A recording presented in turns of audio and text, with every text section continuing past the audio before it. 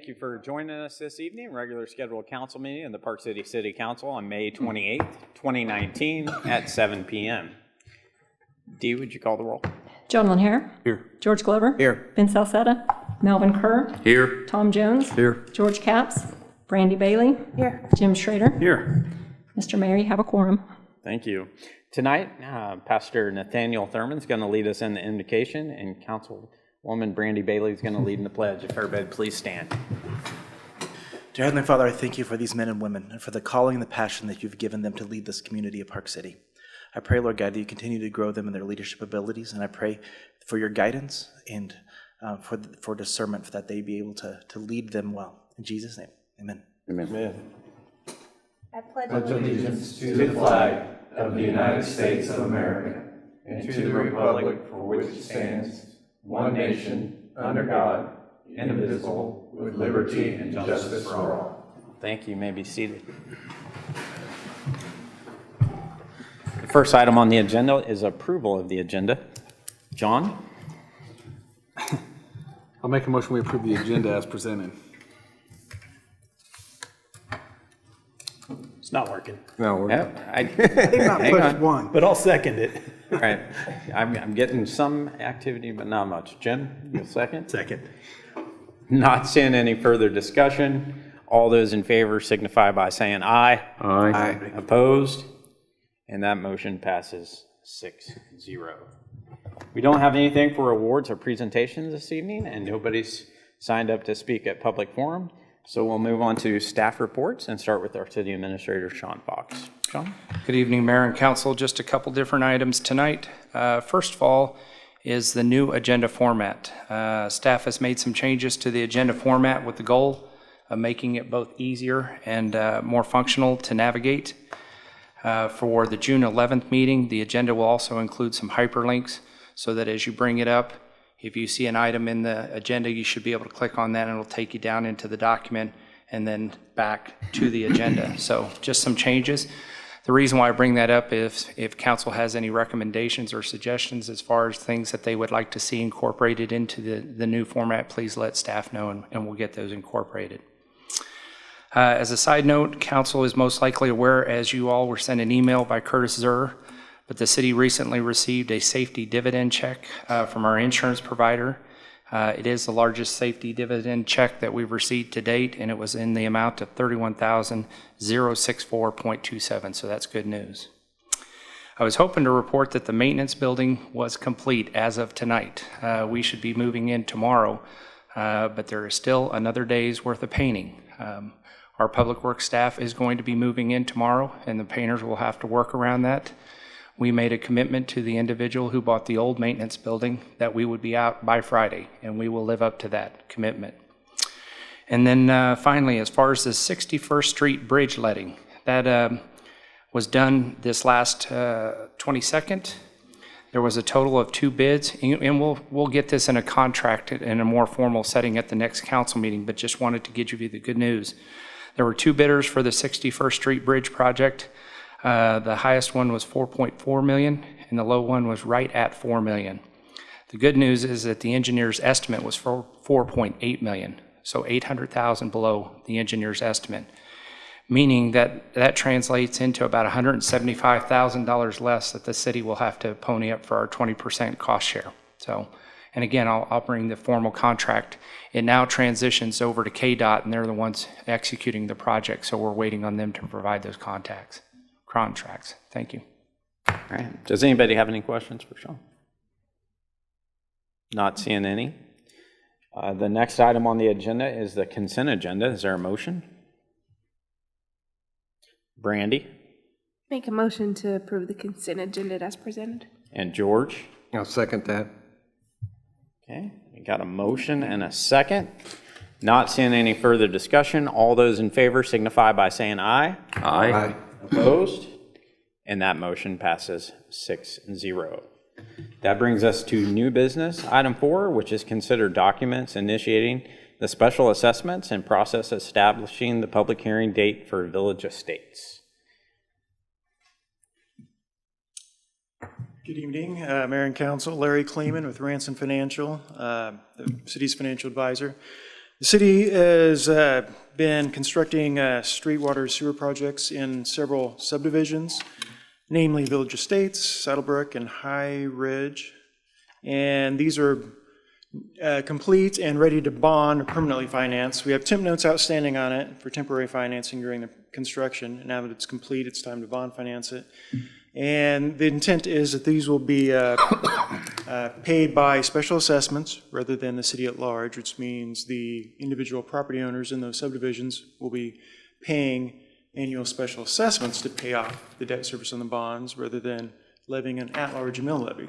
So before we issue the bonds that are going to be special assessment bonds, state law requires us to jump through a few hoops in order to levy the special assessments. And tonight is basically step one of two steps to go through that process. You have before you documents describing the final costs of these various projects, including the paving, sewer, water, and storm sewer in the three subdivisions I mentioned, and also proposed special assessments. So we basically estimate cost of issuing bonds, and then we spread that according to what some original documents or original petitions told us to, typically per lot on a per lot basis. And so we have the statement of final costs, we have the proposed special assessments, and then we provide notice to the property owners, both by publication, and we'll mail them a notice saying, here's your proposed assessment. Come back in 1 month at your late June meeting. We'll have a hearing, and they can comment on those proposed assessments. Assuming no comments, or even if there are comments, you then will adopt a special assessment ordinance to officially levy those assessments. And then this fall, we'll issue the bonds. We'll know the actual interest rate, and then we can send the final special assessment amounts to the county clerk. And those go on your regular tax bill at the end of each year for each of these property owners. One thing I would note, we have 3 project areas here. 2 were part of the 2017 temp notes. So those will go on the tax rolls this year. However, one of the projects was part of the 2018 temp notes. And to give them extra time, traditional to have a 2-year period of not paying property taxes, we're going to allow that group to not start their special assessments until next year in 2020. So, and we'll handle all that as far as the special assessments, but just to let you know, that's how the documents are laid out.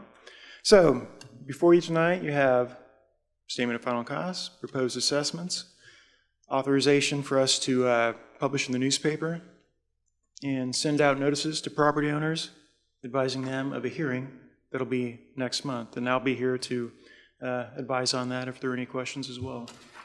Okay. Any questions? Does anybody have any questions? Okay. Does anyone want to make a motion? Jim?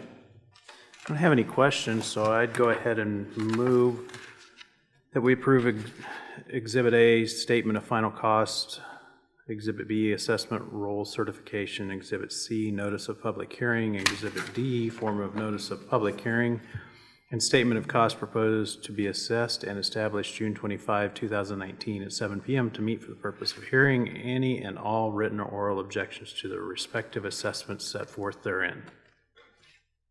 Is there a second? All right, Jim, you're going to have to cancel so that somebody else can. Okay. Second it. Okay. Tom, second. We got a motion and a second. Not seeing any further discussion. All those in favor signify by saying aye. Aye. Opposed? And that motion passes 6-0. Thank you very much. Thank you. That brings us to item 5, which is consider the WSP contract amendment for design engineering of the 61st Street Bridge over Chisholm Creek project. Sean? Yes, sir. Council approved the contract with WSP to complete the design phase of the 61st Street Bridge back in October of 16. The design was completed in April of this year, and the project was, like I said, let for bids on May 22nd. Transitioning from design to construction, KDOT becomes responsible for project management and has been working with both the city as well as WSP to define the scope of services and identify the total number of inspection hours required for construction. During the process, KDOT noted several hours submitted should have been contributed to the design versus construction, specifically those hours identified for shop drawing reviews. So WSP went back to the drawing board, has since revisited and scaled back their total number of hours, but 156 hours remain that need to be contributed to the original design engineering contract versus construction engineering. And again, as I mentioned on June 11th, we will go ahead and present the KDOT construction engineering and inspection contract for council's approval. The fiscal impact is the design engineering contract was temporarily funded with utilizing MTBE funds, with the anticipation of reimbursing the funds once the proceeds of future bond sales. So staff is recommending to approve WSP contract amendment in the amount of $19,651. On the agenda, somehow the numbers got transposed and it's listed as $19,121, but the correct amount is $19,651. Okay. Does anybody have any questions for Sean? Is there a motion? There we go. John. Make a motion, we approve this contract amendment for the design engineer of 61st Street Bridge. For the 19,621? Yes. Or 651? Yes. Okay. Brandy? Second. Okay, we got a motion and a second. Not seeing any further discussion. All those in favor signify by saying aye. Aye. Opposed? And that motion passes 6-0. That brings us to item 6, which is consider a resolution amending and supplementing resolution number 93-7-2016 to increase the authorized amount for the 61st Street Bridge over Chisholm Creek project. Dee? Yes, sir. In October 2016, the council approved a resolution to cover the cost of the design engineering on the 61st Street Bridge over Chisholm Creek project. It's a mouthful. It also provided authorization to issue temporary financing as well as long-term general obligation bonds. This is a WAMPO project, which provides 80% of the funding participating costs through KDOT. The city's share is estimated at $1,410,000. The resolution on the agenda tonight before you amends the authorization of that original resolution up to the total city cost. Is there any questions? Okay, not seeing any questions. Is there a recommendation? Jim? Okay, I don't have any questions, so I would move that we approve resolution number 1027-2019, amending and supplementing resolution number 937-2016, authorizing the improvement of certain main traffic way improvements and providing for the payment of the costs thereof for the 61st Street Bridge over Chisholm Creek project. Okay, and Tom? I would second that. Okay, we have a motion and a second. Not seeing any further discussion. Dee, would you call the roll? John Lanier? Aye. George Glover? Aye. Ben Salcetta? Melvin Kerr? Aye. Tom Jones? Aye. George Capps? Brandy Bailey? Aye. Jim Schroeder? Aye. And that resolution passes 6-0. And that brings us to item 7, which is consider the reestablishment of a policy for bids exceeding the engineering estimate. Doug? Mayor and Council, you might recall it's been about a month, I think. We had a bid opening on a infrastructure project in one of our subdivisions, and all the bids exceeded the engineer's estimate, not by much. But at the time, staff reviewed existing law and kind of what had happened in the past. And coincidentally, about the same time, there was another large bid letting that KDOT did that we were involved in and had some knowledge about. And we learned that there was a fixed policy with KDOT where in the event that they had bids that exceeded the engineer's estimate, if that amount did not exceed the estimate by more than 3%, that they were authorized to accept the low bid. Staff recommended at this last opportunity that I was referring to that council do that, and council did vote to do that, and so we went forward. But at the time, we told you we'd come back and put this in a more fixed policy, and that's what you have before you. It's not a resolution, but it kind of reads that way with some whereas clauses. But the recommendation is that the city adopt a policy similar to what KDOT has, which is anytime there is a public improvement or an bid letting and the bids all exceed the engineer's estimate, if that increment is 3% or less of an excess amount, that the council then accepts the low bid, all other things being appropriate for the low bidder, having met all other requirements. But there would not be discretion based on our policy. That would just be a low bid, and the engineer's estimate would have that little bump in it of 3%, and then the low bid would be accepted. So that's the policy that's before you and is recommended by staff. Thank you, Doug. Does anybody have any questions for Doug? Jim? Not really. I think it's a good idea. So my mind's off in the details. So should there be some form of dual control for whoever's signing off on it? Is there a signing off process? I mean, this would be to protect the person that approves it if they did their math wrong or something. I mean, is there any benefit to having that extra layer of some kind of dual control, the mayor and the city administrator or something like that? You mean calculating the 3%? Yeah, if the bids. That's just one example off the top of my head, but.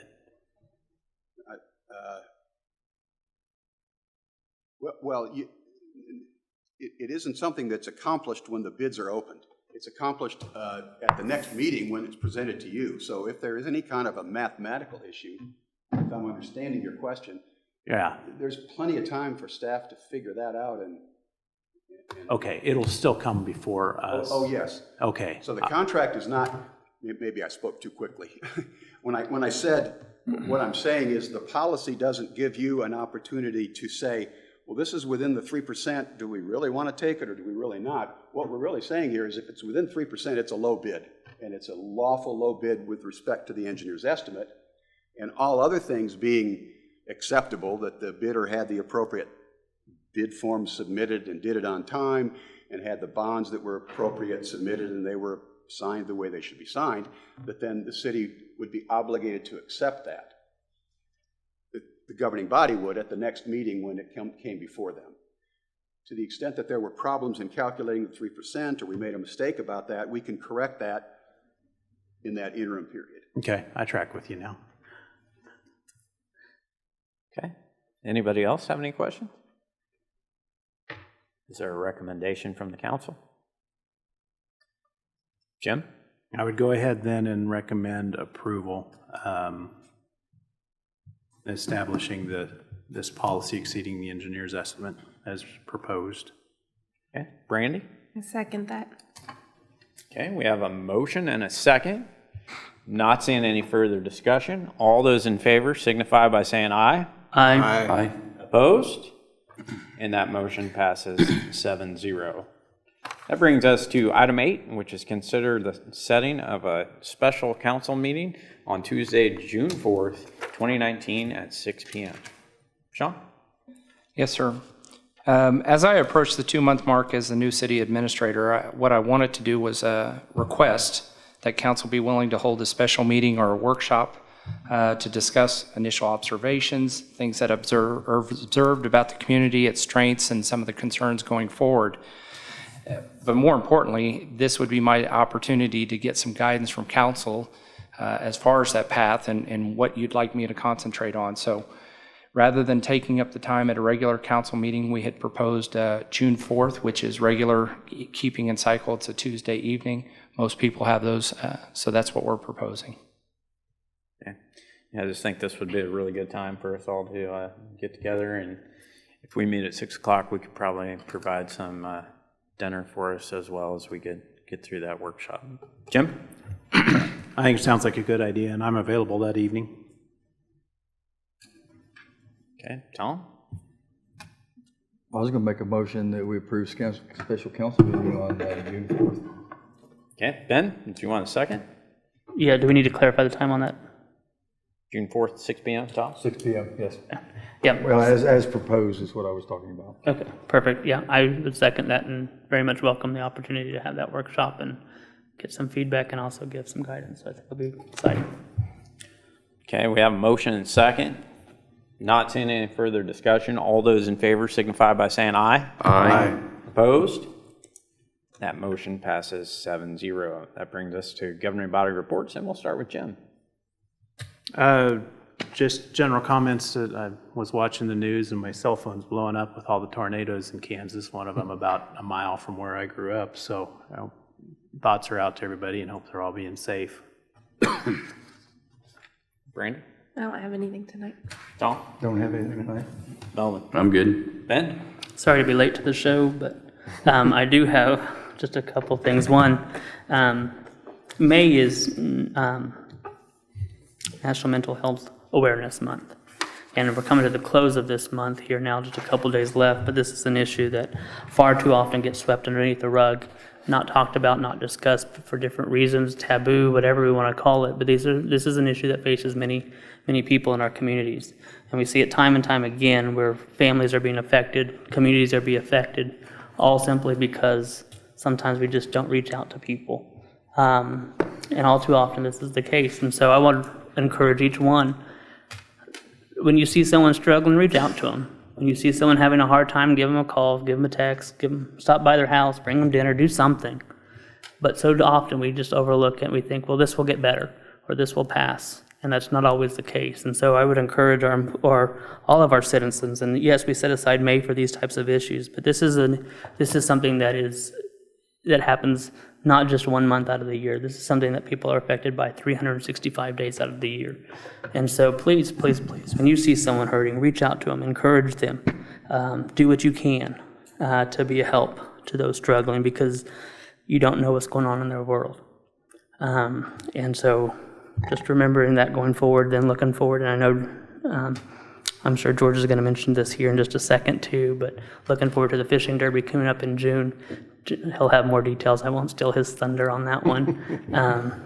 But looking forward to that. And then on June the 8th, I'll be having my coffee over convos again.